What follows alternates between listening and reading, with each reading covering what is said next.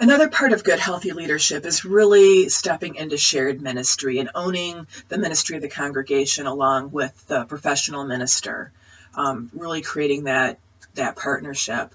And one model or book out there that really helped me think about what shared ministry could look like is a book called Multipliers by Liz Wiseman. And I want to just give you a brief overview of what that's about and how this might show up in a congregation. So multipliers are people who help other people be awesome. The way they function, they challenge others in a way that's healthy and creative, and they encourage others in a way that people feel ownership of what they're doing.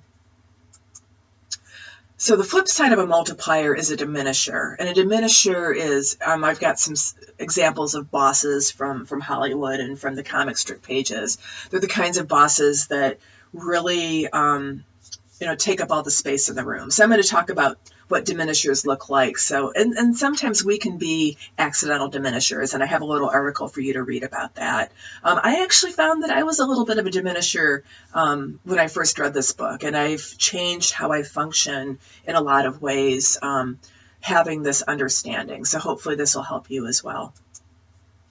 So diminishers tend to take up all the space in the room. It's hard for other people to have their ideas heard or to feel like they have a place at the table.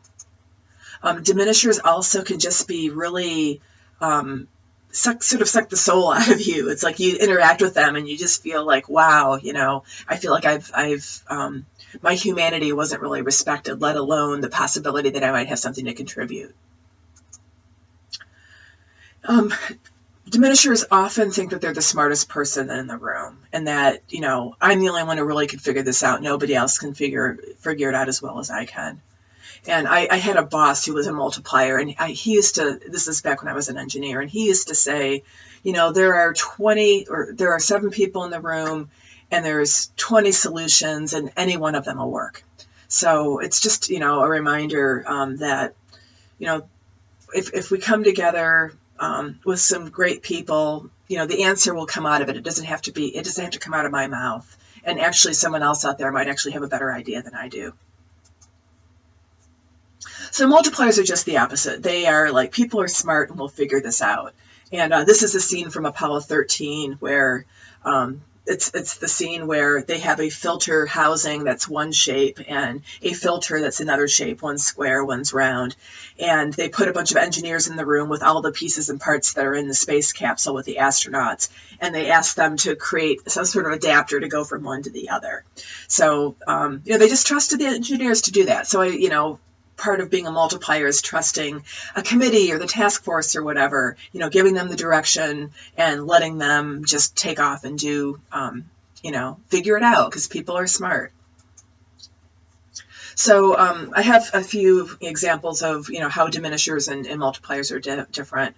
So when it comes to managing talent, diminishers tend to use other people, and multipliers tend to develop other people.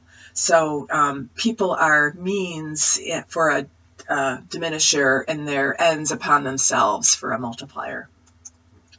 Diminishers tend to blame people when there's a mistake made, where a multiplier would sit down and say, well, that was interesting. That didn't work out so well. Let's explore that together. Much different way of approaching it. A diminisher tends to tell people what to do and set the direction and maybe even how to do it, kind of a micromanagement kind of way of being, where a multiplier tends to challenge people what to do. Here's a filter, here's a housing, make it happen. So there's the challenge, and that's what a multiplier tends to do. Diminishers tend to make all the decisions themselves, and multipliers tend to consult with other folks on decision making. Diminishers, again, tend to micromanage and try to control the process, where a multiplier tends to support people as they're doing things. Do you need some tools? Do you need some more resources? That sort of thing. Being a multiplier is really about mentoring and coaching. There's a lot of great film examples, again, about that. And again, we've got resources on the Skills to Grow Other Leaders page on the UUA website about how to create more shared ministry and equip other people to have be able to unleash their own ministry in the world along with the professional ministry in your congregation.